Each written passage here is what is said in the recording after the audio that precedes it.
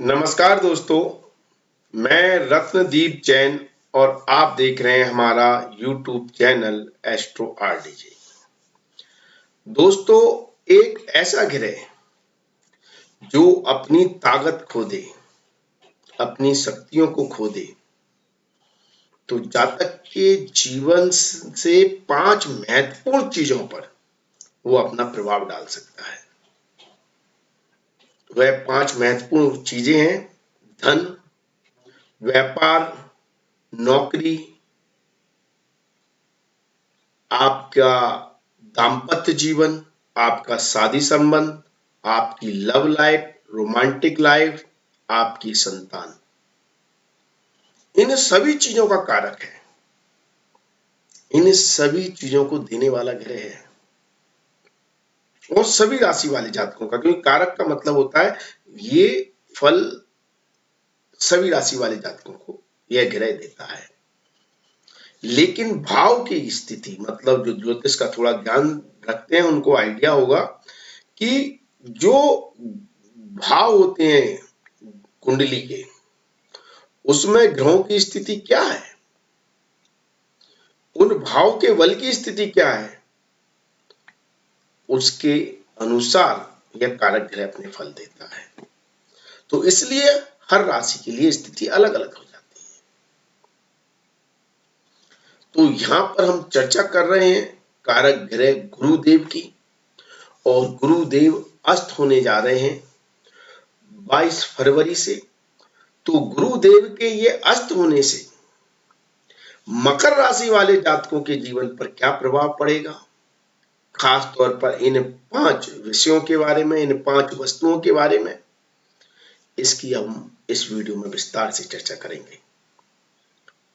तो यदि आप जानना चाहते हैं, सत्य जानना चाहते हैं, सत्य सुनना चाहते हैं, तो आप इस वीडियो को अंत तक अवश्य देखें। और चैनल को सब्सक्राइब नहीं किया है तो प्लीज सब्सक्राइब कर लें। और जहां भी आपको जो बात अच्छी लगे, आपको लगता है कि हाँ ऐसा मेरे साथ हो रहा है, यही हो रहा है, ऐसा ही हो सकता है, तो कमेंट्स के माध्यम से जरूर बताएं, वीडियो को लाइक करें। तो चलो दोस्तों शुरू करते हैं। मकर राशि वाले जातकों के लिए धन स्थिति कैसी होगी?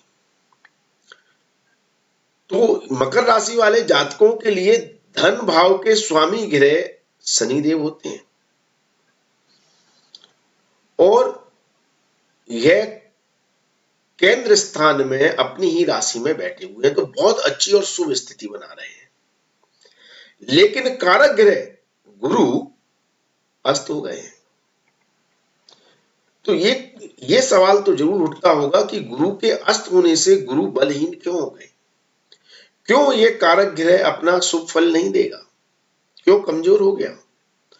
तो अस्त का मतलब यह होता है कि कोई भी ग्रह जब सूर्य देव के समीप पहुंच जाता है, पास में आ जाता है, तो वह हमें दिखाई नहीं देता। यह स्थिति बिल्कुल ऐसी है जैसे आप किसी हैलोजन बल्ब की तरफ देख रहे हैं, हाई वोल्टेज हैलोजन बल्ब की तरह। तो उसके आसपास जो भी वस्तु हैं, उसके पीछे जो भी वस्तु हैं, वो आपको दिखाई नहीं देंगी, वो आपको नजर ही नहीं आएंगी। आपकी आंखें चुंधरा जाएंगी जब आप उस बल्ब की तरफ देखोगे और आसपास देखोगे तो कुछ दिखाई नहीं देगा। तो ऐसी ही स्थिति सूर्य देव के साथ, क्योंकि हम सब जानते हैं सूर्य देव अग्नि का एक पुंज है, अखंड अग्नि है उनके पास। उसके पास जो भी जाता है वो जल जाता है, भाषा में बोला जाता है, या अस्त हो जाता है। तो अस्त होने का मतलब वो दिखाई नहीं देता, और जो ग्रह अस्त हो जाता है वह अपने कारकत्व का पूर्णतः फल नहीं दे पाता। तो इसलिए गुरुदेव बलहीन हो गए हैं।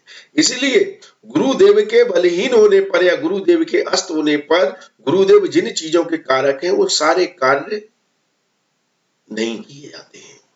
जैसे शादी ब्याह, शादी के कारक ग्रह होते हैं, संतान के कारक ग्रह होते हैं। तो यदि शादी का कोई मुहूर्त है, संतान को लेकर कोई फंक्शन या उसका कोई मुहूर्त है, तो वह गुरु के अस्त होने पर नहीं किया जाता।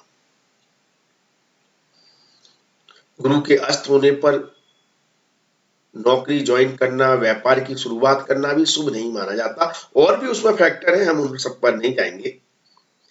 तो यहाँ पर हम चर्चा कर रहे हैं कि आपके धन भाव के स्वामी ग्रह शनि देव तो मजबूत स्थिति में है, पावरफुल स्थिति में है। आपको निश्चित तौर पर वह लाभ प्रदान करने की कोशिश करेंगे। धन संबंधित कार्य आपके पूर्ण होंगे, अर्थात धन से संबंधित जो निर्णय आप ले रहे हैं वह सकारात्मक परिणाम प्रदान करेंगे। लेकिन गुरु के बलहीन होने से आप अपने एक्सपीरियंस, अपनी ग्रोथ का सही इस्तेमाल नहीं कर पाएंगे। गुरु अस्त हो गए तो गुरु आपका विजडम है, आपकी नॉलेज है।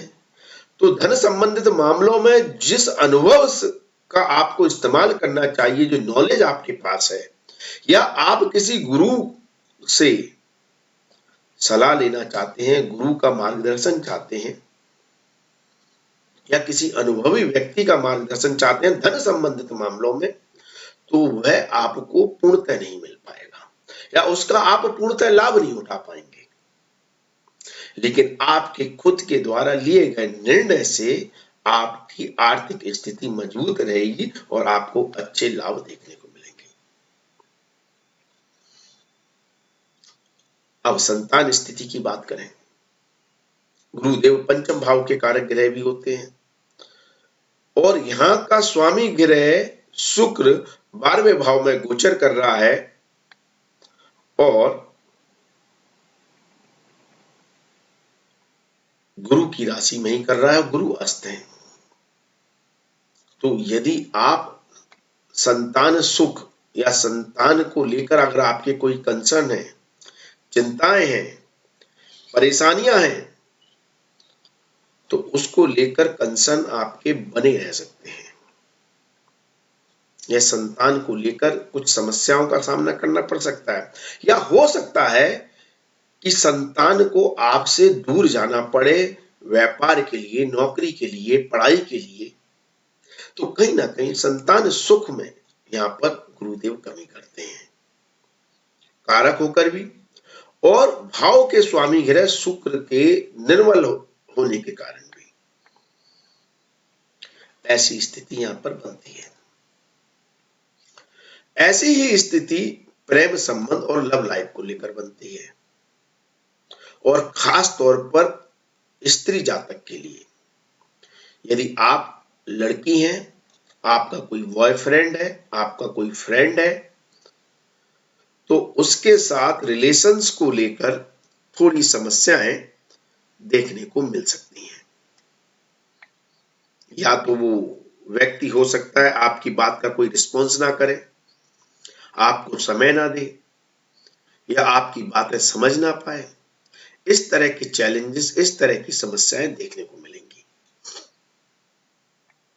और उन लोगों को भी थोड़ी समस्या आएगी जो लोग इन्वेस्टर हैं, पैसे के इन्वेस्टमेंट को लेकर रिस्क लेते हैं, जोखिम भरा इन्वेस्टमेंट करते हैं, उनके लिए भी नुकसान होने की संभावना है। तो इस समय कोई भी जोखिम भरा इन्वेस्टमेंट ना करें। तीसरी कारक स्थिति की बात करें,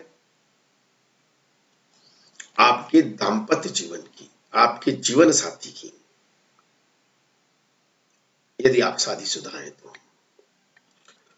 तो ऐसी स्थिति में गुरु का अस्त होना, यदि आप स्त्री जातक हैं और अपने दाम्पत्य जीवन में समस्याएं झेल रहे हैं, तो वो समस्याएं अभी और बढ़ सकती हैं और वह आपको थोड़ी सी दिक्कतें दे सकती हैं।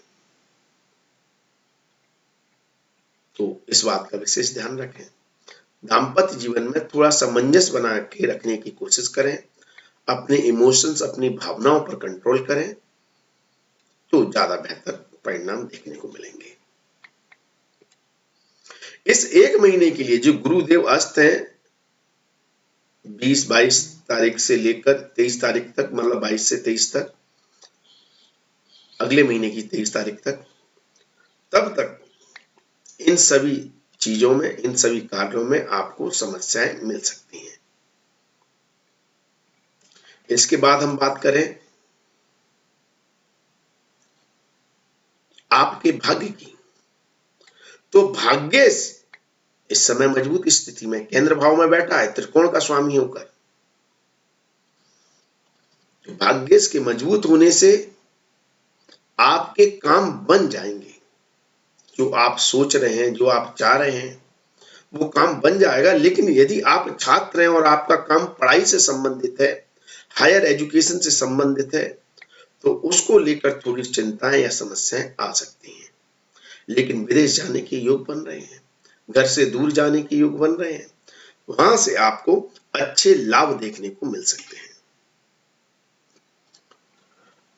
अब हम चर्चा करें आपकी नौकरी और आपके व्यापार की, तो इसके कारक ग्रह, इसके स्वामी ग्रह शुक्रदेव है, जो द्वादश भाव में है, 12वें भाव में है, और कारक ग्रह गुरु है।